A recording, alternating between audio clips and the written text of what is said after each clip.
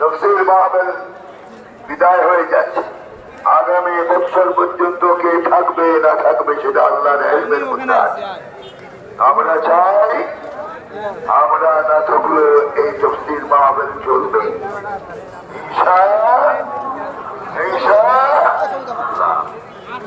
এবং যারা মুফাসসিরিন এখানে তাকরীর পেশ করেছেন, দোয়া করে আল্লাহ পাক তাদেরকে সুস্বাস্থ্য দান করুন, ইলমের অমূল্যতা দান করুন এবং নসিহা মানুষ করার বেশি বেশি তৌফিক আল্লাহ পাক দান করুন।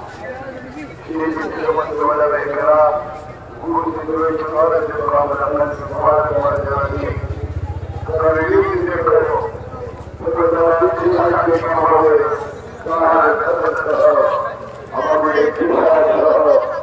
যারা কষ্ট করে তাফসীরের কুরআনুল কারীমের আয়োজন করেছেন, ওনাদের সকলকে আমরা আজ কলবি মুবারকবাদ জানাই। আমরা আজ